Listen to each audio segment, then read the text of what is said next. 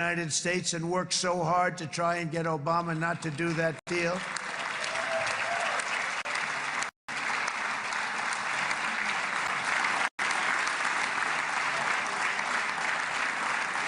He worked so hard. But it was like talking to a wall. I remember him telling me it was like talking to a wall. They wanted to go with Iran. They chose Iran, frankly, over a lot of other good nations, but specifically Israel. And that was the beginning of a very bad period of time. You had Obama go out, and the Iran nuclear deal turned out to be a disaster. And by the way, I terminated the Iran nuclear deal, and I was very proud to do it.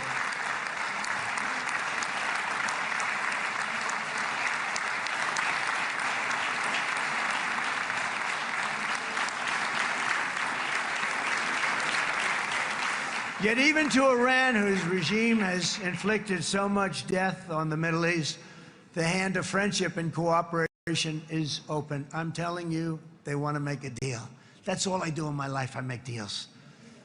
I'm good at it. I've always been good at it. And I know when they want. Even if they said, we don't want to make a deal, I can tell you they want to make a deal. All right, they do. They want to make a deal, and we're going to see if we can do something, because this is crazy what's happening, and we're not going to have this anymore.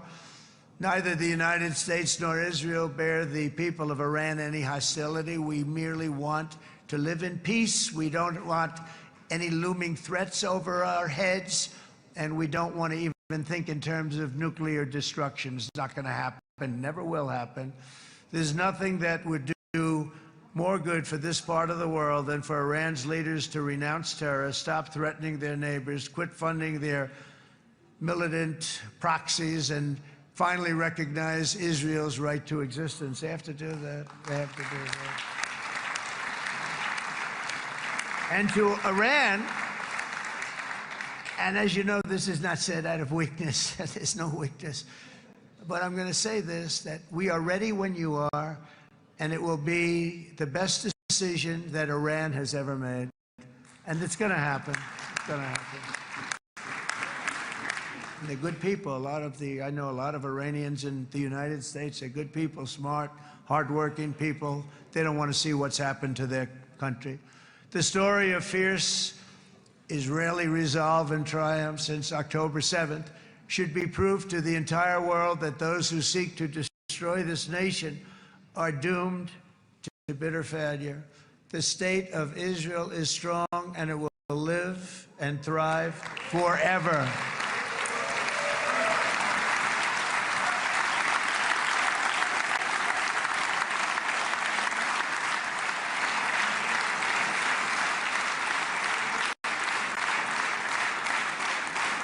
And that is why Israel will always remain a vital ally of the United States of America.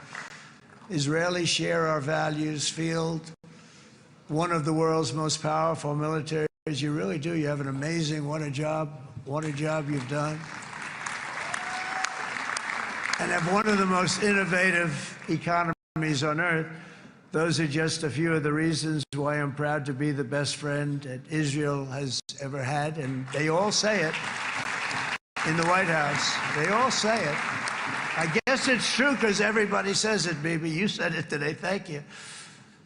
But as president, I terminated the disastrous Iran nuclear deal, and ultimately I terminated Iran's nuclear program with things called B-2 bombers. It was swift, and it was accurate, and it was a military beauty. I authorized the spending of billions of dollars, which went to Israel's defense, as you know. And after years of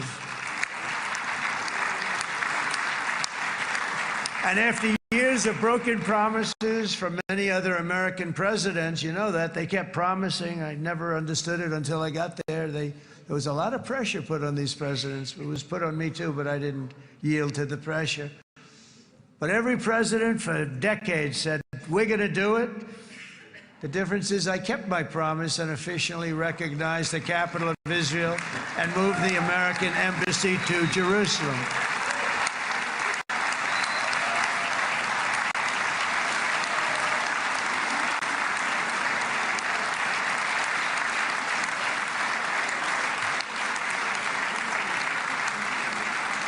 Isn't that right, Miriam? Look at Miriam. She's back there. Stand up, Miriam. Stand up.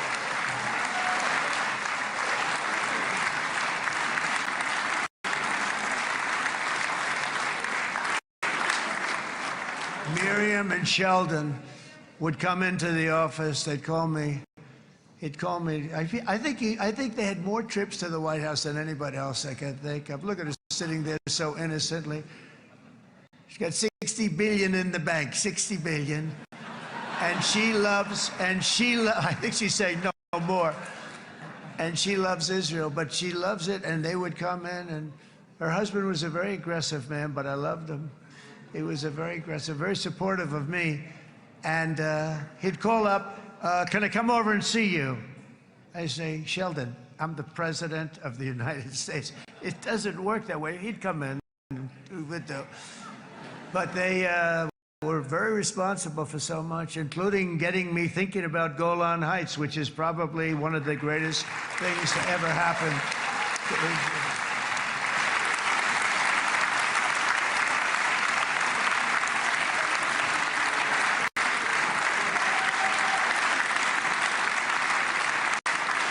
Miriam, stand up, please. She really is. I mean, she loves this country.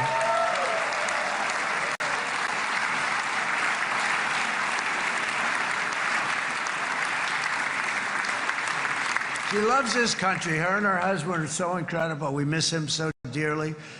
But I actually asked her, I'm going to get her in trouble with this, but I actually asked her once, I said, so Miriam, I know you love Israel. What do you love more, the United States or Israel? She refused to answer. That might mean Israel, I must say. We love you. Thank you, darling, for being here. That's a great honor. Great honor. She's a wonderful woman. She is a great woman. I've always stood for the people of this community, and I always will. I'll always be with you. I'm always going to be with you. I guess maybe something could happen to change my mind. Somebody that's really stupid gets into office and wants to do really bad things, but that's about it. We don't think we're going to have that happen. I hope we're not going to have that happen. And this man is a good man right here. These two men are good men right here.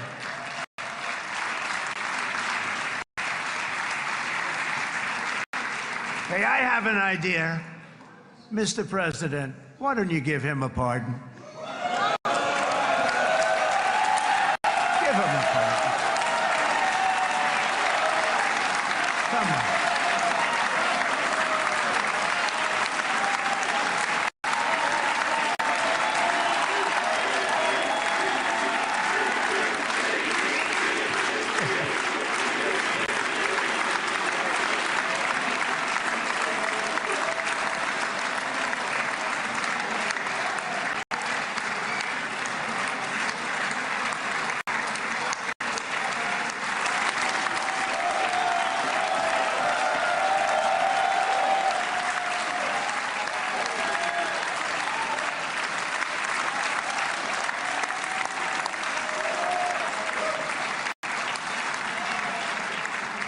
By the way, that was not in the speech, as you probably know. But I happen to like this gentleman right over here, and it just seems to make so much sense. You know, whether we like it or not, this has been one of the greatest wartime presidents. This has been one of the greatest wartime presidents. And cigars and champagne, who the hell cares about that?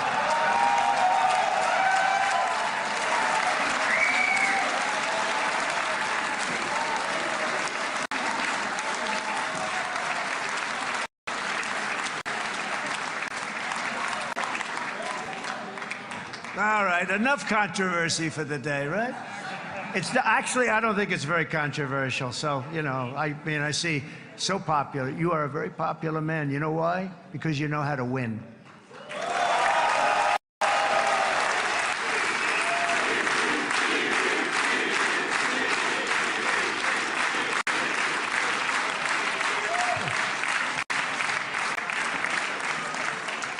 Over the past 2 years, I've met many of the families of the Israelis taken hostage and those that were taken hostage. Unbelievable. I've looked into their eyes. I've seen the worst nightmares of their suffering, but I've also seen something else, the beautiful love of the people, the love of people, frankly, that hold things together, the love that gives you the courage to carry on through thousands of years of persecution and repression, and to emerge with the heart of David. It's the heart of David. It's that love that's defeated the enemies of civilization, built this incredible country and this unbelievable economy, and forged one of the great democracies of the world. That is why it's a true honor to stand here today and address this assembly in your ancient and eternal now capital, Jerusalem. I'm proud to have helped in that regard. This city and this nation stand as living proof that a much brighter future for this entire region is truly within our grasp. For thousands of years, Jerusalem has been a home to Christians, Jews, Muslims, and people of all ethnicities and creeds. This is the holy center of the world's three great Abrahamic faiths. I like that too. Adorned, it's the first time I've seen that word in a while. Adorned with their sacred sites and alive with their pilgrims and visitors from every corner of the globe. But here between the Western Wall, the Temple Mount, and the hill called Calvary, people of every faith and background live, work, pray, serve, and raise their families side by side, and they do it with love. This example is just one of the modern miracles that Israel has given to the world. And just in closing, the leaders in this chamber know better than anyone else the challenges of this harmony, and it's been easily won. No, it hasn't.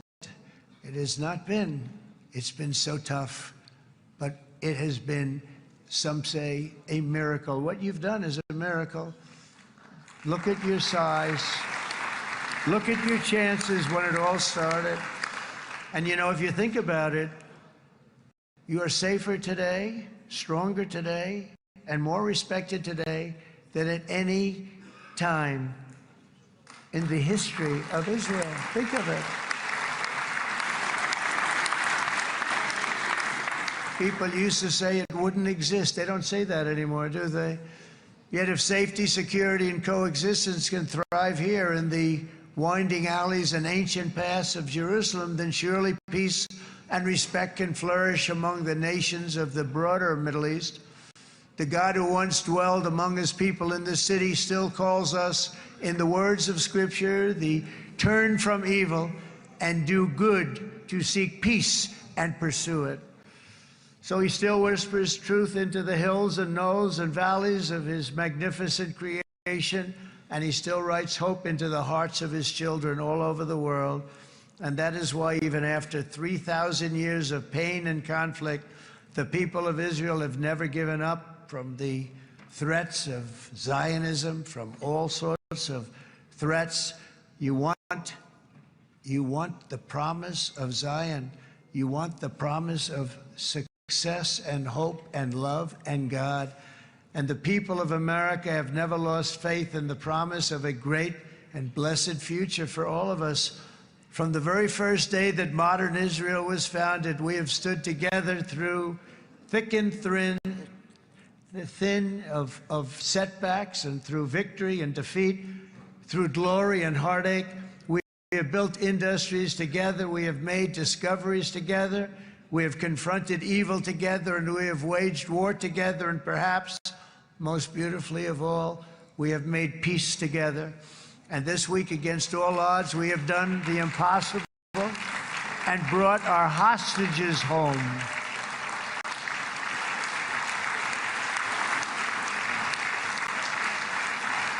Members of the Knesset, it is now my distinct honor to invite the President of the United States of America, His Excellency Donald J. Trump, to address the Knesset.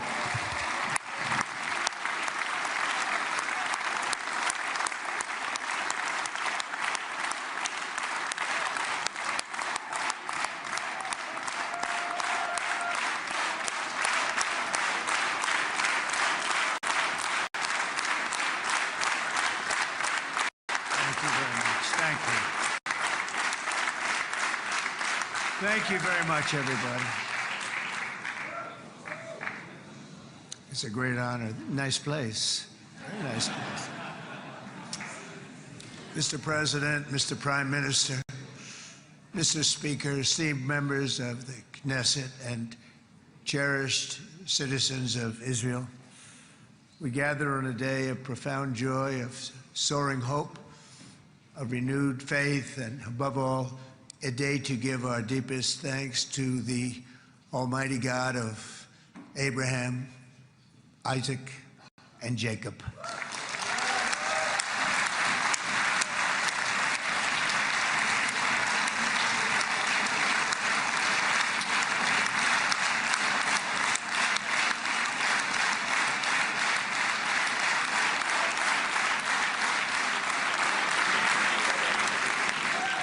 After 2 harrowing years in darkness and captivity, 20 courageous hostages are returning to the glorious embrace of their families, and it is glorious.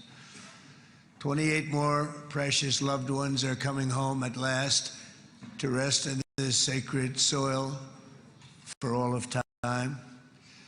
And after so many years of unceasing war and endless danger, today the skies are calm, the guns are silent, the sirens are still, and the sun rises on a holy land that is finally at peace, a land and a region that will live, God willing, in peace for all eternity.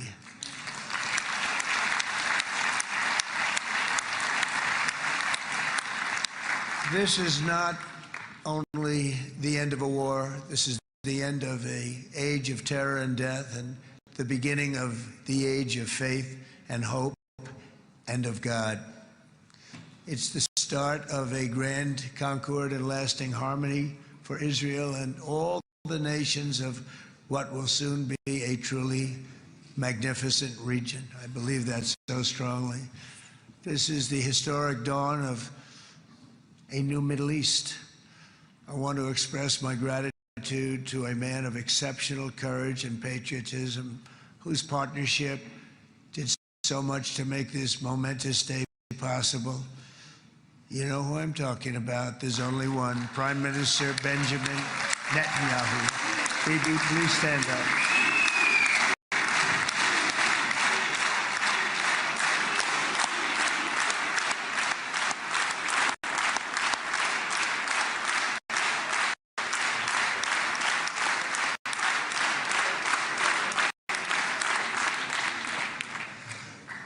And he is not easy, I want to tell you. He's not the easiest guy to deal with, but that's what makes him great. That's what makes him great.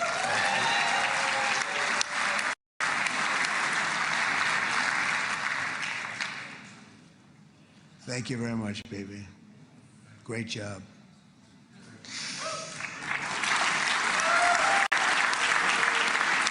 And let me also convey my tremendous appreciation for all of the nations of the Arab and Muslim world that came together to press Hamas to set the hostages free and to send them home. We had a lot of help. We had a lot of help from a lot of people that you wouldn't suspect, and I want to thank them very much for that.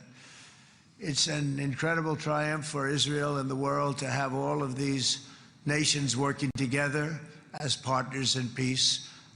And it's pretty unusual for you to see that, but it happened in this case. This was a very unusual point in time, a brilliant point in time. Generations from now, this will be remembered as the moment that everything began to change, and change very much for the better. Like the USA right now, it will be the golden age of Israel and the golden age of the Middle East. It's going to work together. I'd like to thank several great American patriots for their invaluable help in getting something done that almost everyone thought was absolutely impossible. We were wasting our time. So many people said, "You're just wasting your time." But we weren't, because we had talented people working with us, and we had people that loved your country, and frankly, people that loved the region. They loved the Middle East. I want to thank my friend Steve Witkoff.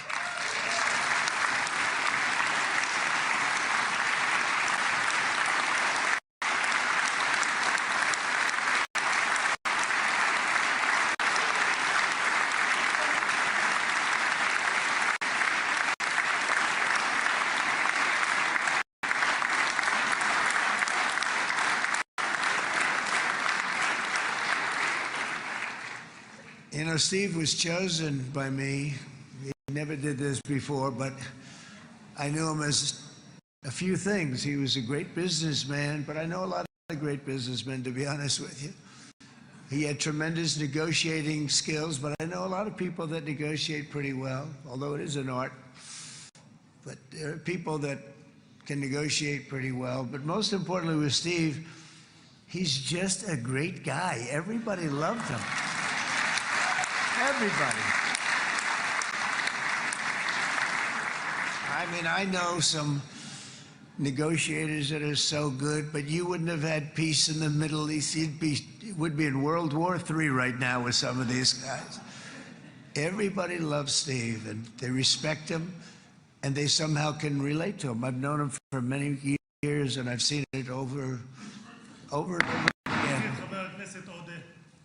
להוציא את חבר הכנסת עודה, להוציא אותו מהאולם, להוציא אותו מיד, החוצה, החוצה, החוצה. להוציא גם את חבר הכנסת כסיף, להוציא את חבר הכנסת כסיף מהאולם, להוציא אותו מיד.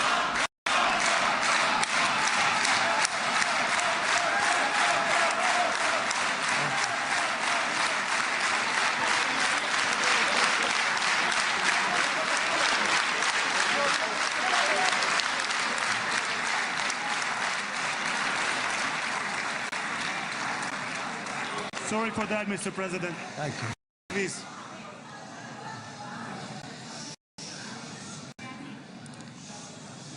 That was very efficient.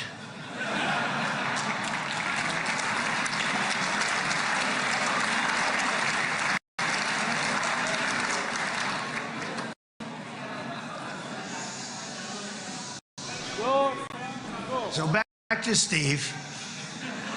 He's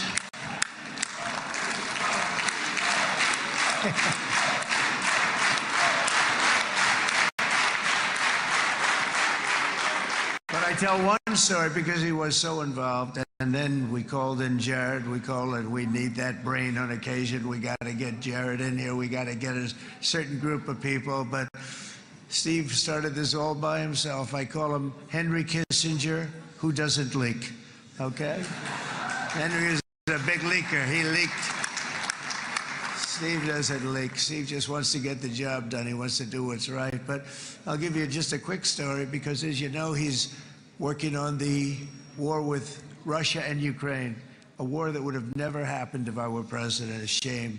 7,000 young soldiers a week are being killed. More than that this last week.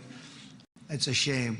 It should have never happened. But it did happen, and we won the race, and I took over this horrible war that's been raging, and I thought it would be easily settled. I thought it was a hell of a lot easier than doing what we just did very successfully with Israel and a lot of other people.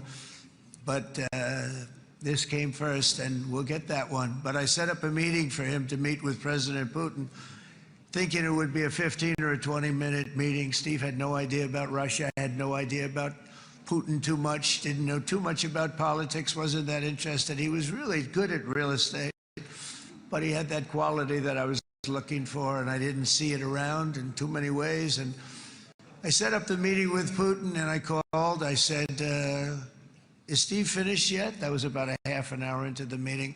No, sir, he's not. He's still inside. This is in Moscow. I said, well, how's he doing? I don't know, sir. He's still inside. I called up an hour later. Let me speak to Steve. Sir, he's still with Putin. He's with President Putin. I said, wow, that's a long meeting, 1 hour. I called up an hour later, he was still with Putin. 3 hours later, he was still with Putin. 4 hours later, he started to get the word that he was going to be coming out soon.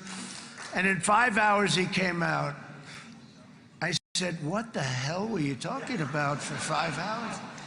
And he says, just a lot of interesting things. We're talking about a lot of interesting things, including what he went in there for, but you can't talk about it for 5. You can talk about it for a certain period of time, and you know what you're getting. But that's a talent. That's a talent where you can do that. Most people I'd send in, number one, they wouldn't be accepted. Number two, if they were, the meeting would last 5 minutes, and that's what happens with Steve. Everybody loves him. They love him on this side, they love him on the other side, and he really is. He's a great negotiator because he's a great guy. So thank you very much, Steve, very much.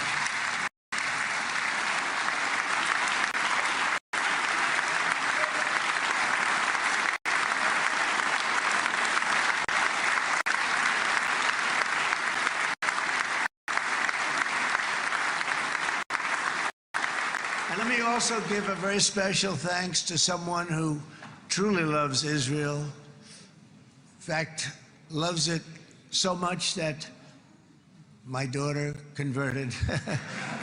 My daughter converted. I didn't know this was going to happen.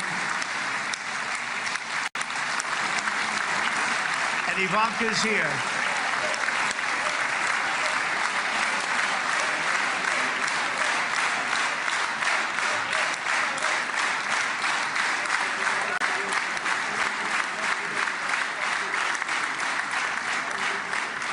And Bibi, you do know this was not in the cards for me. You understand that.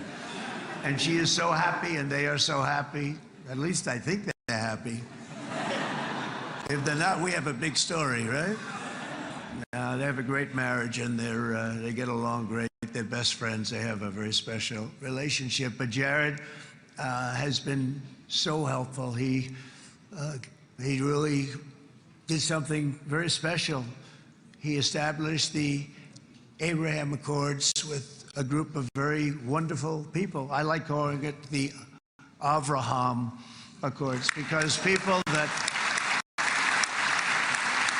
right? Avraham. It's so cool. It's so much sort of nicer, you know, the Abraham versus the Avraham.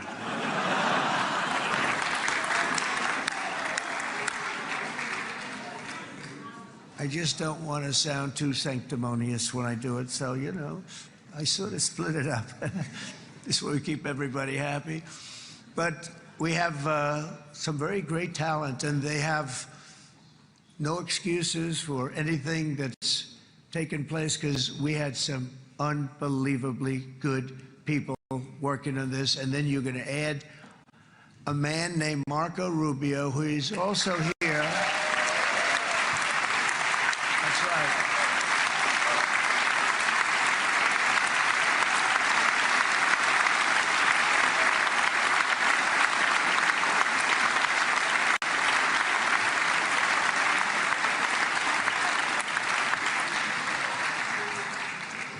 And I have a prediction that Marco will go down, I mean this, as the greatest Secretary of State in the history of the United States. I believe that. I believe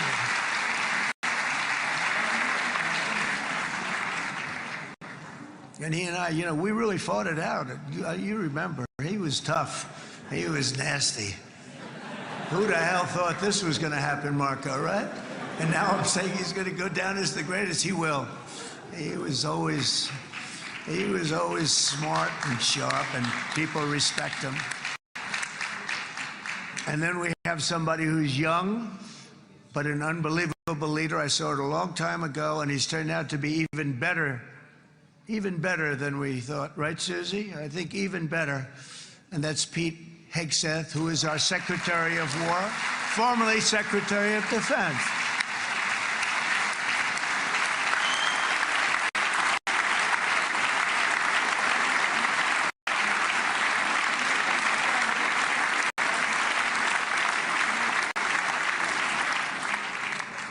And as you know, we decisively won World War I. We decisively won World War II decisively. And everything in between and everything before it, we won everything. And then they had the brilliant idea of changing the name from war, you know, it was war, to defense. And with that went a certain thinking. And we fought in a very politically correct way after that. We always had the strongest military, and now we have a stronger military than we've ever had before. Because of my first term, I've totally rebuilt the military, every aspect of it. But we have, if you think, we settled 8 wars in 8 months. I'm now including this one, by the way, if that's okay. They may say, well, that was quick, because yesterday I was saying 7, but now I can say 8. The hostages are back. The hostages are back.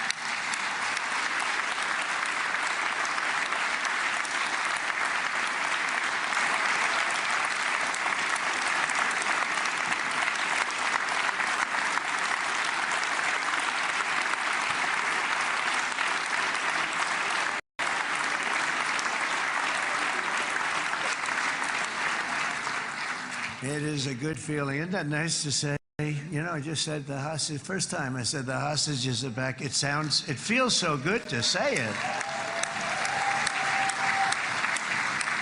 But when you settle 8 wars in 8 months, that means you don't like war. Everyone thought I was going to be brutal. In fact, I remember Hillary Clinton during a debate, she said, look at him, he's going to go to war with everybody. And actually, she said, he's got a personality that's all about war. No, and my personality actually is all about stopping wars, and it seems to work. It seems to work. But it also means this name change in our attitude that we're not going to go into a war, but if we do, we're going to win that war like nobody has ever won a war before. We will not be politically correct, but we're not going to be there. And I think, you know, as you mentioned, Bibi, before, peace through strength, and that's what it's all about. The United States has the greatest and most powerful military in the, right now, history of the world. I can tell you we have weapons that nobody's ever dreamt of. I only hope we never have to use them. I rebuilt the military. I was proud to do it, but some of the things I hated to do. I hated certain of the weapons because the level of power is so enormous. It's so dangerous, so bad. But we have to do what we have to do. We make the best weapons in the world, and we've got a lot of them. And we've given a lot to Israel, frankly. And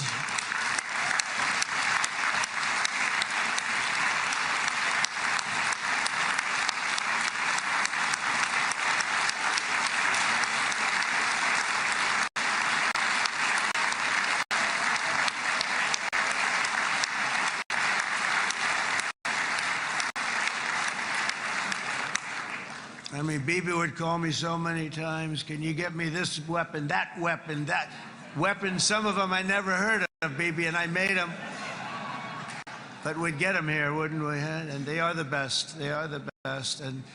But you used them well. It also takes people that know how to use them. And you obviously used them very well. But so many that Israel became strong and powerful, which ultimately led to peace. That's what led to peace. So as we celebrate today, let us remember how this nightmare of depravity and death all began.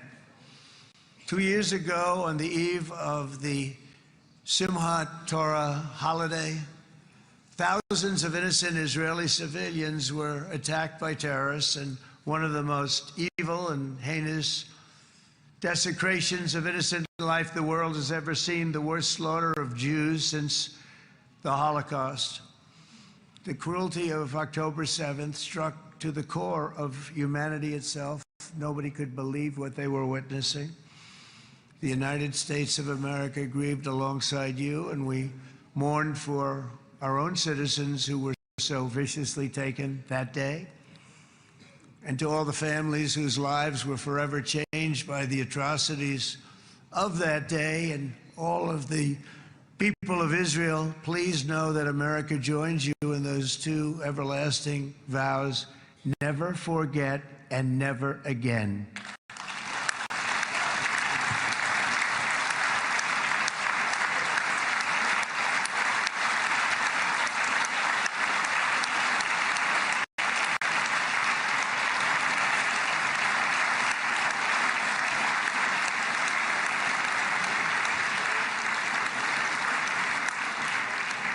From October 7th until this week, Israel has been a nation at war, enduring burdens that only a proud and faithful people could withstand. It was a very tough period of time. For so many families across this land, it has been years since you've known a single day of true peace. But now at last, not only for Israelis, but also for Palestinians and for many others, the long and painful nightmare is finally over. And as the dust settles, the smoke fades, the debris is removed, and the ashes cleaned from the air, the day that breaks on a region transformed, and a beautiful and much brighter future appears suddenly within your reach. This is now a very exciting time for Israel and for the entire Middle East, because all across the Middle East, the forces of chaos, terror, and ruin that have plagued the region for decades now stand weakened, isolated, and totally defeated. A new coalition of proud and responsible nations is emerging, and because of us, the enemies of all civilization are in retreat. Thanks to the bravery and incredible skill of the Israeli Defense Forces in Operation Rising Lion,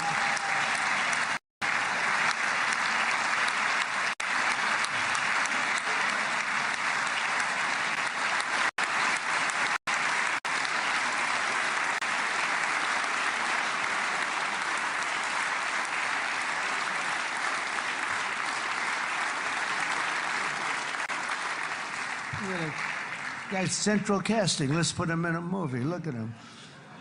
Great job. And my people loved working with you. Loved it. They worked so well together. But many of Iran's top terrorists, including nuclear scientists and commanders, have been extinguished from this earth. And with Operation Midnight Hammer, boy, that's a great name for that, what we did. Last June, the United States military flew 7 of those beautiful B-2 bombers. They look so beautiful all of a sudden. They were always, I thought they were pretty planes. I had no idea they could do what they did. In fact, we just ordered 28 more of them. A little updated version. We ordered a whole pile of them. And almost 100 other planes went with them, including fighter jets. And we had 52 tankers, big, beautiful, brand new tankers that were loading them up 4 or 5 times. They've traveled 37 hours back and forth, think of that. But we had tankers all over the sky for all the other planes. We had the F-22s, the F-35s, F-16s. We had a hell of a lot of planes.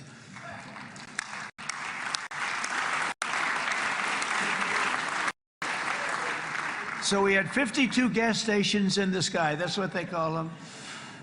I'll tell you, I wouldn't want to be flying one of them. We have our great General Raisin Cain right here.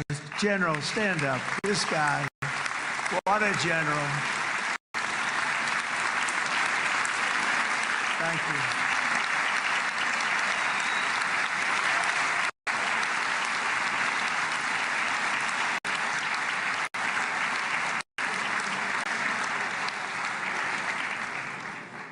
I asked General Cain, I said, you know, we're having problems with ISIS, and I was in Washington, and I asked, how long would it take to defeat ISIS? And my Washington generals told me, 3, 4, maybe 5 years, sir. I said, I don't get it. We've got the best equipment in the world. Why? So I flew to Iraq, and I met with a man named Cain. He said, what's your first name? He said, they call me Raisin, sir. I said, wait a minute, your name is Raisin Cain? I've been looking for you for a long time. You gotta be kidding. So they told me 3, 4, 5 years to defeat ISIS. And I sit down with him and I say, why is it? I flew there in the dark of night. I landed, I'll never forget it. It was quite a trip. I'm glad I made it because I met him. I said, could I ask you, General? I come down, he said, with another general and a sergeant. Everybody was like central casting. They could go into a movie right now. Between him and you guys over here, we could get rich making movies, okay? And they got along so great. That's the beautiful thing, that your military and our military, Bibi, got along so great. But what I was told by the television generals in Washington, we have the best equipment in the world. Why is it taking so long? And they said, 4 years. I said, so let me ask you, Raisin, how long would it take you to defeat ISIS? Sir, we can do it in 3 weeks, but you'll probably have some time left over. I said, you gotta be kidding. What the hell are you talking about? They said 4 years. I said, well, sir, look, it's not my place to say, but you're asking me the question. What you have to do is you hit them from the west, you hit them from the north, you hit them from the south, you hit them above, you hit them below. I said, so why didn't they do it? And he didn't want to speak badly of his superiors, which is hard to believe they were his superiors. It should have been the other way around a long time ago, because he's the one that did Operation Hammer. It was flawless. It was flawless. It was absolutely flawless. And I said, so you really think you can do it in 4 weeks? Yes, sir, 100%. You have to do it differently than they were doing it. They were using one base, and it was hundreds of miles away. And he says, we have all these portable bases all over the Middle East. And they didn't want to use them because they didn't want to offend the country where the portable... They wouldn't have even known what the hell the planes were going up, right? They wouldn't have known. But he said, no, they didn't want to defend anybody, offend anybody. But we can do it in 4 weeks. I said, you sure about that? I'm going to call you back. I'll call you back on Monday. I'm going back to Washington. But you think 4 weeks? Yes, sir, I think we can do it in 4 weeks. We'll have time left over. So I call him on Monday. I say, you think you can do it? 4 weeks. I said, go ahead and do it. He did it. I'll tell you, he did it in 4 weeks, less than 4 weeks. So, General, stand up, please. Again. This is a real general. This is not a television general. He doesn't want to go on television.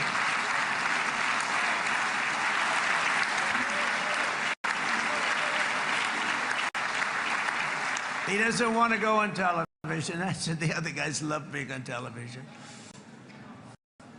So we dropped 14 bombs on Iran's key nuclear facilities, totally, as I said originally, obliterating them. And that's been confirmed, and everybody understands it. Together we stopped the #1 state sponsor of terror from obtaining the world's most dangerous weapons.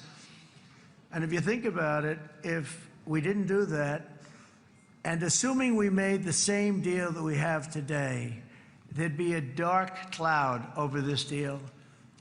And #1, it wouldn't happen because the other Arab and Muslim nations really wouldn't feel comfortable making the deal that we have now, right? If Iran had that nuclear weapon that they were about 2 months away from having. They would have had it in 2 months or maybe less than that. They were right at, this was our last shot. They looked at it for 22 years. This was our last shot. The pilots told me that. They said, 22 years, sir. They looked at it. Our predecessors looked, they studied it. 3 times a year would do drills on that exact attack. And boy, did they get it right. But let's assume they didn't, and let's assume there was large-scale nuclear weapons in the hands of Iran. We couldn't be here today. Even if we signed the deal, which we couldn't do because a lot of people would not want to have anything to do with it, we took a big cloud off of the Middle East and off of Israel.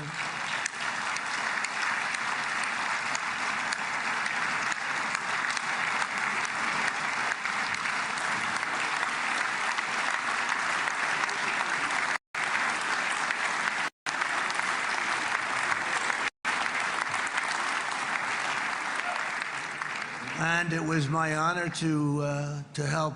But isn't it true, though, that can you imagine the same, let's assume, Bibi, the same documents, we had everything the same, but you had somebody out there that was, in the opinion of everybody, all-powerful in the Middle East.